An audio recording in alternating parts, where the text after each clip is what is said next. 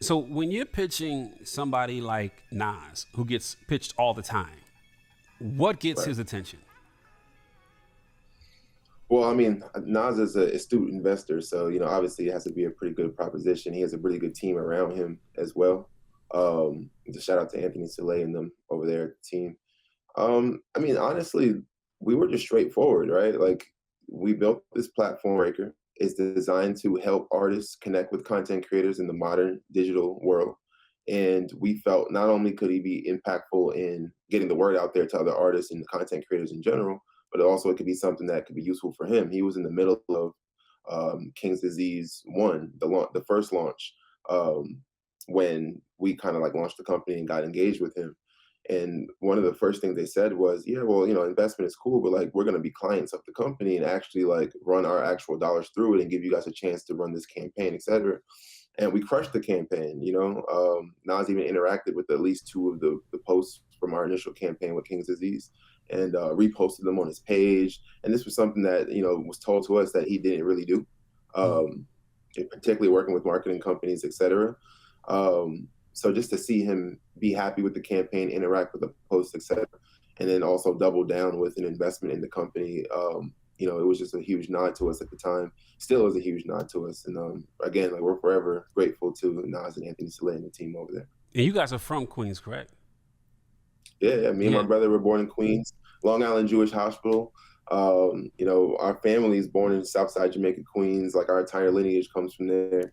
We moved to Queens Village, Rosedale, etc. We moved around New York, obviously, but our origins are from Queens. So it was very full circle to have somebody like Nas even just invest in us. We grew up playing basketball in New York, really going all around the city, in Brooklyn, Manhattan, Harlem, etc. But we would always go to Queensbridge and play basketball. And my dad would be like, "Hey, when y'all go to Queensbridge, you got to be ready. It's tough in there, etc." So just Nas has been a figure, an icon, something in our lives for a long time. And one of my favorite movies ever is Belly. So Yeah, yeah.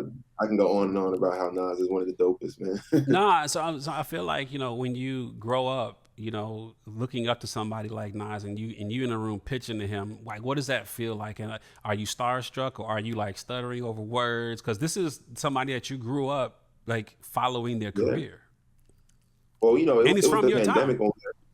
Yeah, yeah. This was the pandemic when we actually pitched them. So we didn't get to meet in person until way after the deal was done.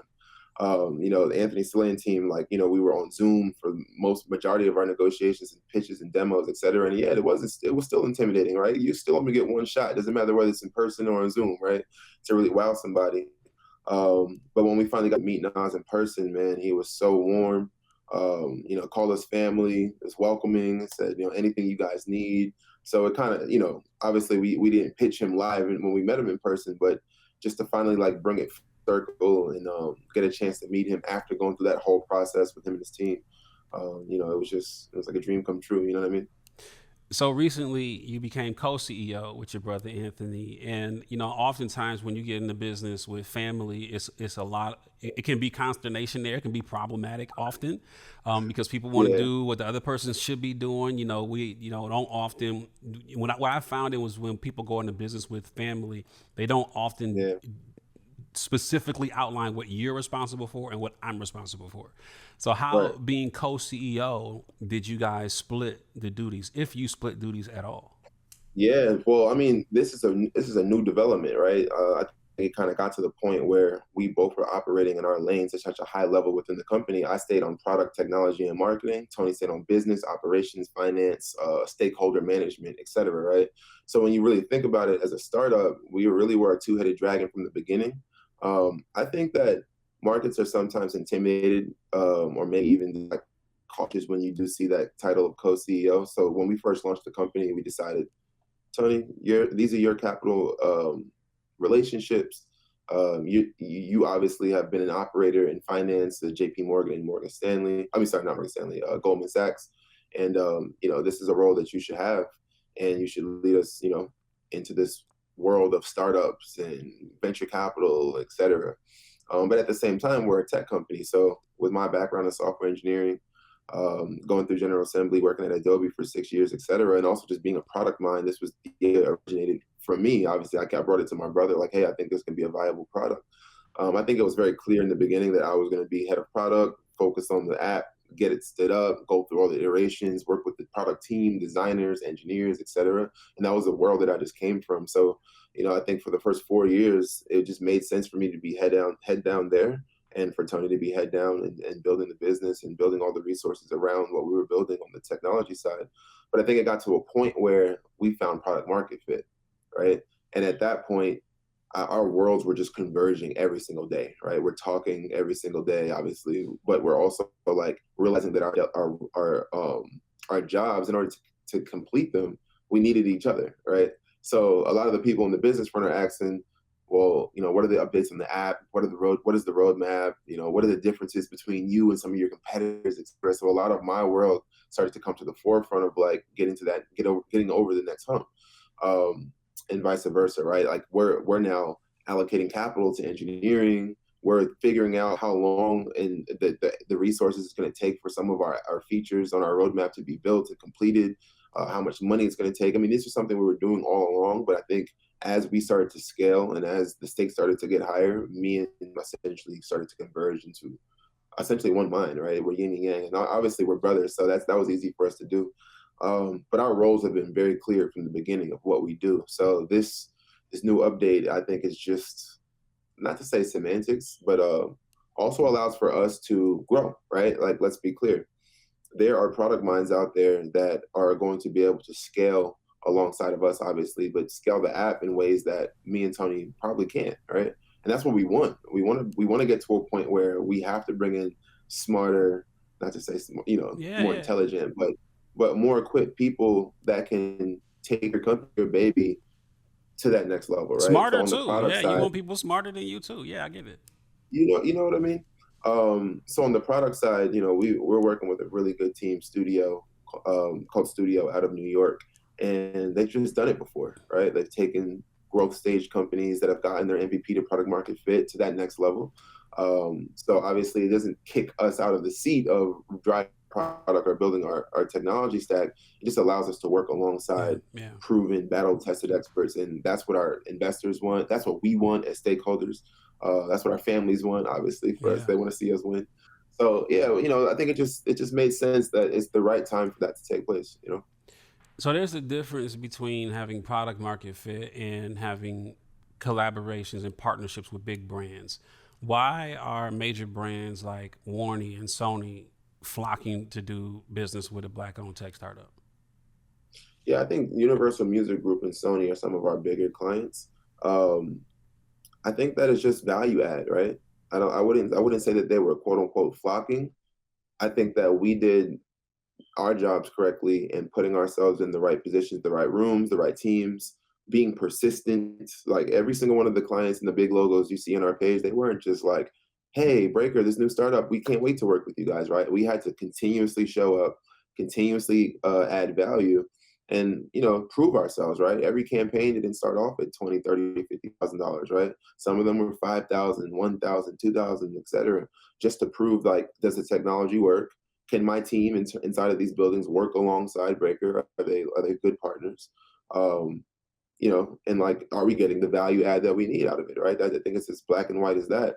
And we showed up to work, and we still continue to show up to work every single day, as professional as can be, as honest, transparent, and straightforward as can be, and we do what we say we're going to do. And I think that's one thing that founders, particularly in like early stages, right? Like, you don't have a major brand to stand on per se with your own company.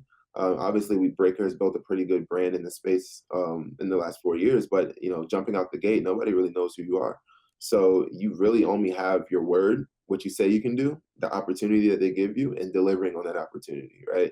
And every single time, I'm not going to say every single time. We've had some campaigns that didn't do great, right, across different buildings and different teams, etc. But we always learn from them. We always learn what we should do the next time to make it better and more efficient, and we apply that every single time we go up that, right?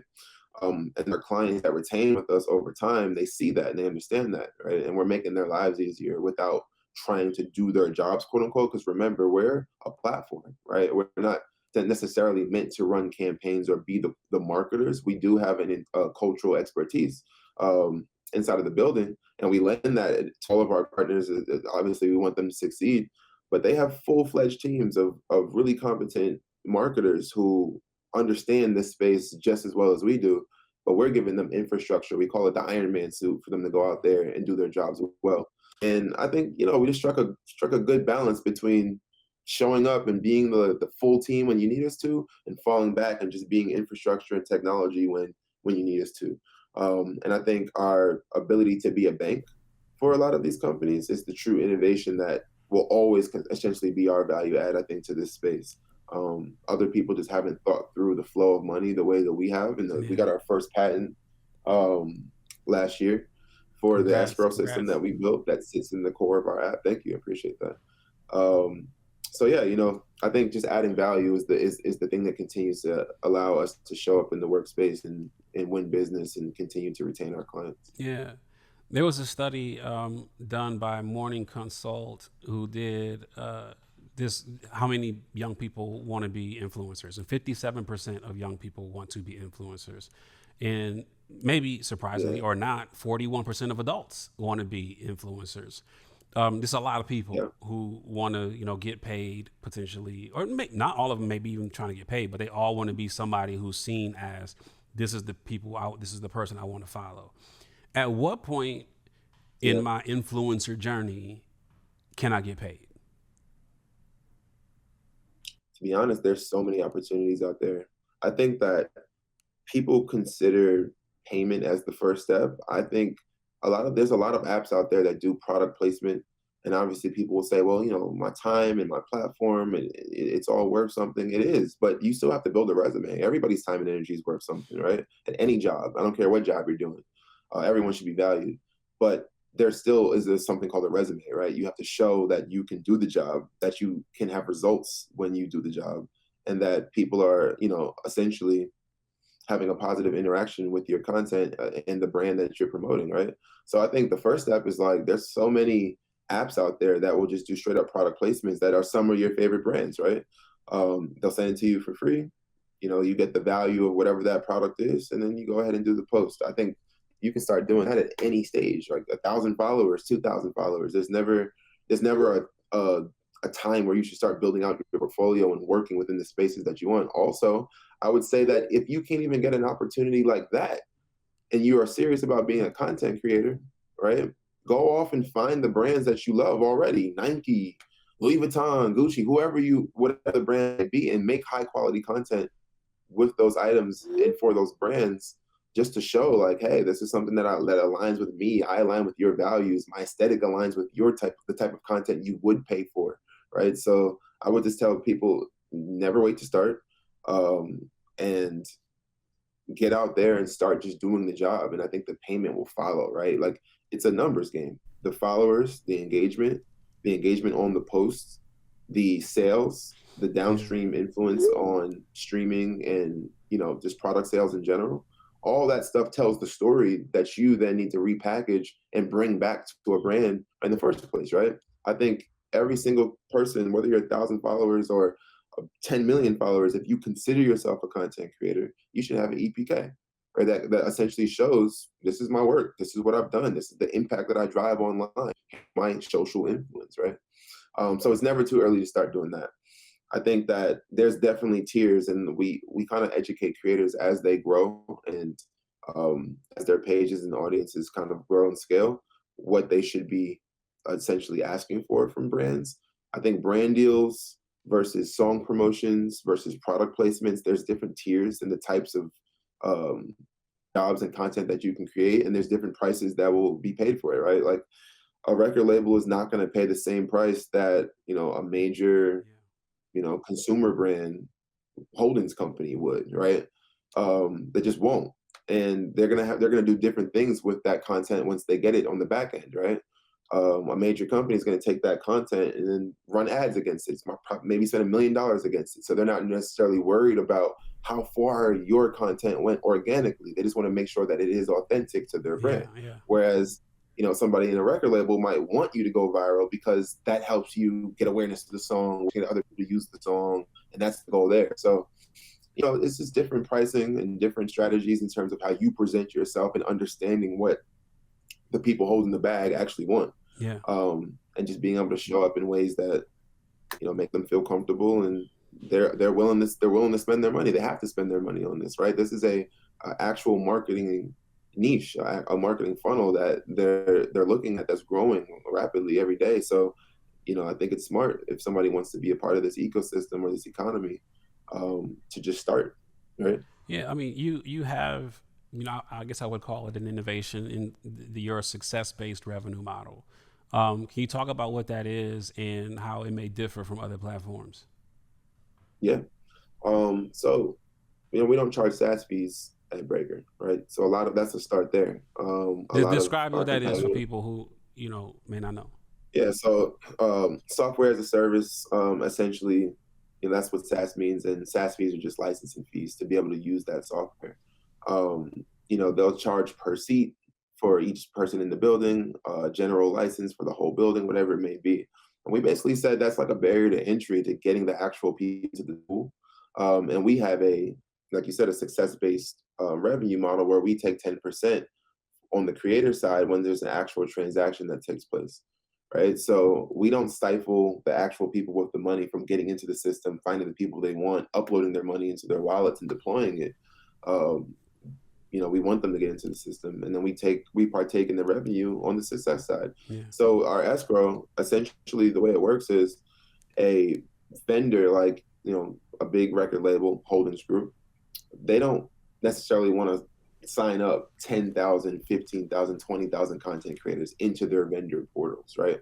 They actually say this is a contractor to this person, but they want to work with them, and they're working with them at $100, $200, $500, $1,000, right? Right. So there's different tiers, but nobody wants to sign up 5,000, 10,000 people to pay them $200 to $1,000, right? That's a nightmare in the finance team.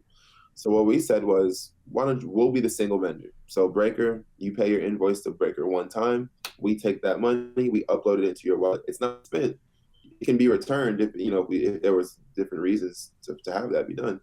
But once it's in their wallet, they can deploy that to creators as they see fit, dollar by dollar. So there's no campaign minimum either.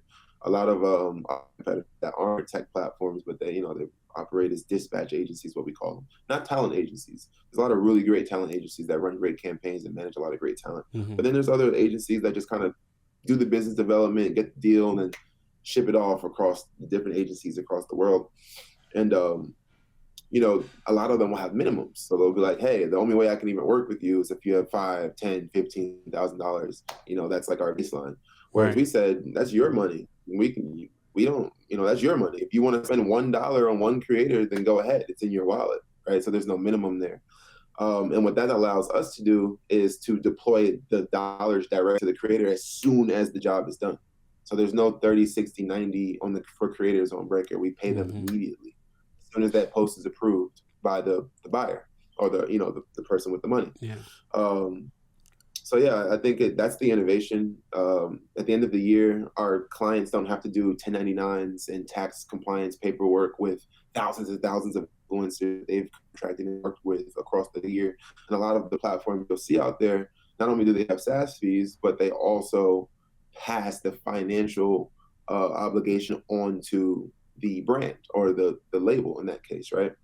So they'll make it easy for you to get the invoices. They'll make it easy for you to get the tax paperwork from the creator, but they still pass that back to you and your finance team, and you have to go off and file the taxes and do the invoicing yourself, right? So it's truly a one-stop shop innovation when it comes to the flow of money. You'd be hard-pressed to see a platform out there like it. Now, will platforms start to pop up that do it? Of course. Will somebody challenge our patent and say, oh, it's not exactly what I've done? Of course, this is software. That's not lost on us. But it does allow us to anchor in time that this workflow and these ideas are something that were original and organic to us. Yeah. And we'll continue to build off of our own patent as well, right? So we'll just have to see them in the market, Yeah, talk about how AI is impacting and or changing your business. Yeah, so we actually, and it's really, that's a really great question. So we did not jump down this AI rabbit hole of just like AI agents and I can do everything for you, but we do leverage AI in very smart ways to give very impactful creative recommendations back to the buyer, right? So we partnered with a company called Shaped AI, and they allow us to train all of our data into a model to be able to make personalized recommendations on successful creators at the account level. So every single account inside of our app has their own personalized creator recommendations based on TikTok, Instagram, and YouTube. And there's a few ways that we fuel this. We have a data pipeline that essentially tracks every single action inside of our app, whether it's the buyer, the creator, the agencies, whoever it may be. That's who's logging in, who's sending offers, who's saving creators, how much are they sending offers for, how often are their offers being accepted. So all of this information, which we call zero-party data, is also being collected on top of the third-party data, which is, you know, is the actual demographics of the creator or the creator cohort in your campaign, and then actually what happened when they made their post, right? The stats, the views, the likes, the shares, the comments, the saves.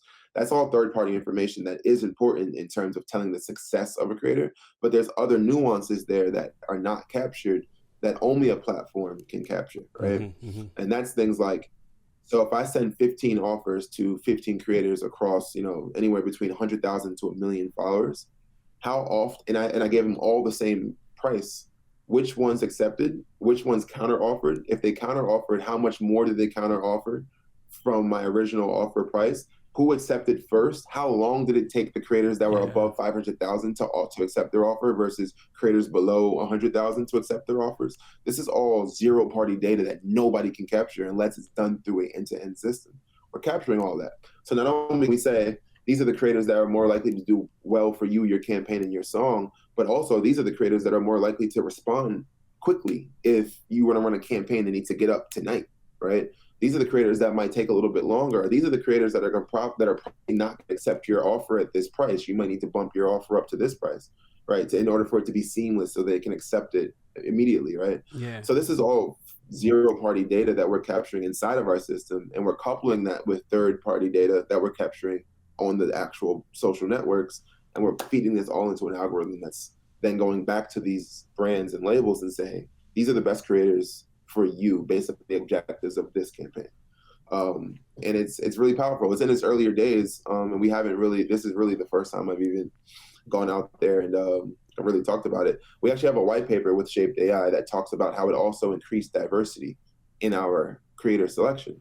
That's amongst women, BIPOC creators, etc. Yeah. It's surfacing these creators based on data, not based on anything else, or any just kind of just eye level biases, etc. These are people that are being recommended based upon how well they will perform for you. And the pricing algorithm that we put alongside it, it essentially doesn't tell them what they have to pay, but it tells the buyer the floor of which they should send their offer. So look, you can't send an offer to this person less than 250. They won't respond, or it's just not equitable and feasible for them based upon where their data, what the data Hmm. is showing, Hmm. they're able to produce, Makes right? sense. Makes sense. So Shaped AI helped us, uncover that as well. So great partnership there, and that's like kind of like what we're doing with AI. And there's going to be a lot more come from that than just creator recommendations and insights. But it's very early in our journey there. Yeah. Being from Queens and building your startup where you're building in Atlanta, like there's a lot to be said about where you build a company. What does building in Atlanta mean for Breakr's success? Man, it's my brother says this all the time. That, when Andre 3000 said, the South has something to say. It's very interesting. We both went to FAMU in Tallahassee, Florida. So the South has always been kind of home to us in some way, or second home to us. We moved out to California after college, right? Tony went and did the finance thing in New York, and then went out to San Fran. I went out up to New York and did the media buying thing, and went out to San Fran to learn how to code and became a software engineer. But when we launched Breakr and the pandemic hit, and we were like out in San Francisco, paying San Francisco rent, and we were like, we're not staying out here. We were like, where are we gonna go? And all the places in the world we could have went, Atlanta just was calling our names. We both had never lived here before. We loved visiting. We have a bunch of friends here, a huge alumni network. And obviously we knew we were going into music. We were like, let's go to the place where music and Black culture just literally permeates, right? Throughout America, throughout the world.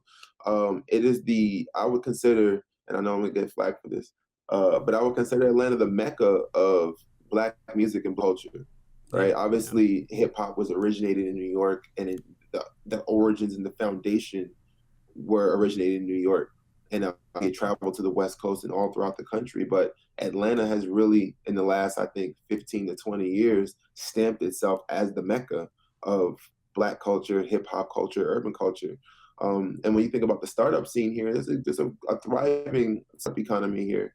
But you don't see many of the companies focused on music and entertainment the way that we have. And we've been able to go out to Silicon Valley and raise from tier one funds at the growth stage, the seed stage, and hopefully cross our fingers next summer, the Series A stage, and bring millions and millions of dollars in resources back to Atlanta to hire people, to work with creators, to run our events, to host our clients.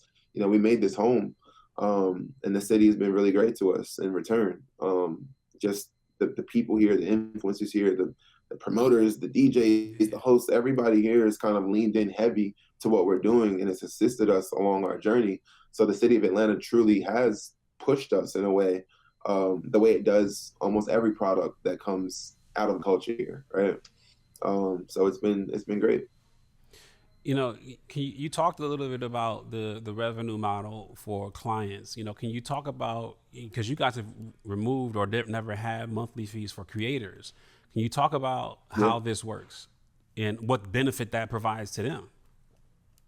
Yeah, I mean, like, you have to think about it, right? Like, there's a lot of creators, they work with agencies, non-exclusive. They need business development help, right? Like, if a creator is a media company in themselves, right? They're running their own media pages essentially, right? They're the talent, they're the marketers, they're the strategists, they're the operators. I hope sometimes they get managers, but a lot of the time they're everything, Yeah. right? So what they can't always be is business development, sales, getting out there and just finding deals, finding opportunities for them. And that's why they work with agencies and clients. And that's why we work with agencies as well, right? And we're building out an agency platform right now, for agency and talent managers. But yeah, they need the work, they need the deal flow to hit their front door. So we look at it as like an opportunity generator for creators. And in doing so, we take a 10% clip on the opportunities that we bring, which is significantly lower than most situations out there. I'm not gonna talk bad about different situations and Yeah, different yeah, setups, yeah. but 10% is, if you ask most creators, they'll say 10%. Yeah, that's great. You bring me $1,000, I get 900. Fair, right? It's transparent. It's on the website. It's on the terms. It's directly on their dashboard when they receive offers. So we never try to hide that this is a fee that we take. I think everybody can kind of agree that, one, we have to make money. We have to keep the lights open. We have to keep the app running, right? So that's how we make money. And I think in this, when you do fair deals and fair, transparent trade, everybody's happy at the end of the day. So creators have been happy with the app. Managers have been happy with the app, even because in some cases you have managers that have their fees on top of that. But our 10% is so low that we tend to stay out the way of just kind of encroaching on their margins in a way where they might feel like we don't need Breakr, right? And Yeah. that's what's been able to keep the doors open. We're paying for scale and volume, Yeah, right? yeah. So we want to be the biggest platform on the planet, and at scale, with the amount of volume that we're talking about, our 10% clip is lucrative. So we don't feel like we have to raise it or make it any higher right now. I talked about the percentages of young people and adults who want to be influencers. Can you talk about what you're seeing with this rise in people wanting to participate in the creator economy? Like, what gets you excited about these new opportunities that are available for people?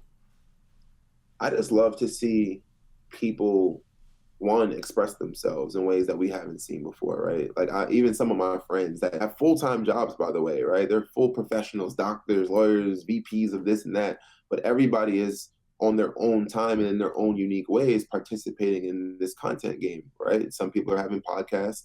Some people are doing get ready with me content while they get ready to go to their corporate jobs as software engineers, right? Like, so just seeing people express themselves in ways where they feel comfortable using social media to actually like engage and give people a peek into their actual personalities and lives versus just treating it like a digital resume of my accolades and the things that I've done. You know, I love to see that shift for people in general. That can almost be like therapy for people in some cases. Everyone's not trying to blow up and be the biggest, right?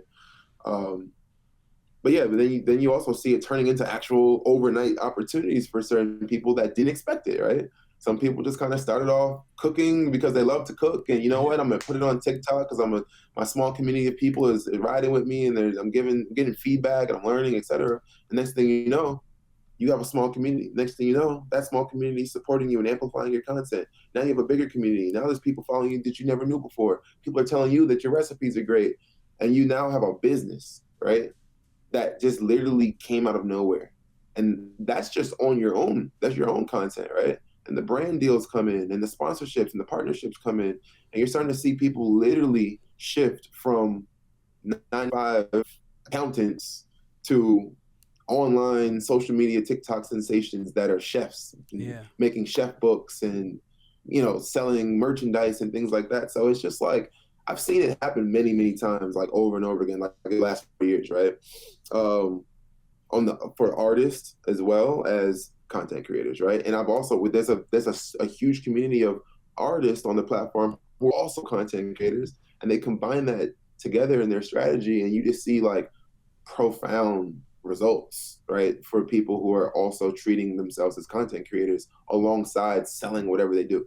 One thing that I've noticed, right? And you've probably noticed this, realtors, right? Mm-hmm. Realtors have essentially, in order to be a successful realtor, you almost have to be a successful content creator at the same time, right? That's the way you market the properties. That's how you get people to know that you have access to this property. As you know, it's literally a sales generator for them, right? And the people who have leaned into like actually making high quality content, have good scripts, good hooks, etc. Like those are all things content creators do, right? So you're starting to see that being a content creator isn't necessarily like, hey, I want to be an influencer and just dance and make money with brands, right? Like content creation is becoming a vehicle, it's becoming a tool, a weapon that anybody can use to promote themselves, their brands, their services, right?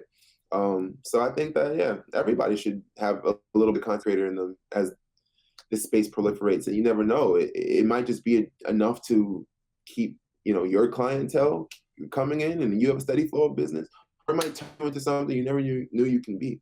You know, everybody has to set their own goals and what they consider success, but I think that it's success no matter what, right? The person who was shy to even get on front of a camera and say anything, like all these thoughts, they have all these great deep conversations when they're chilling with their friends at the crib, but the moment you put a camera on them, it's like, oh, I don't want to talk, right?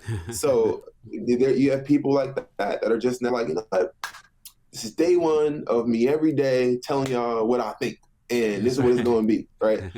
And you start to see on day 100, they're chilling. They're in there like, yeah, man. So, you know, shout out to my guest and shout out to the host over there. So, you know, it's just great to see people expressing themselves instead of just posting for the sake of saying, hey, here's what I've done, or, you know, here's where I was, or whatever it may be. You know what I mean? Ameer Brown, thank you so much for joining me, man. So this is good. I appreciate that, brother.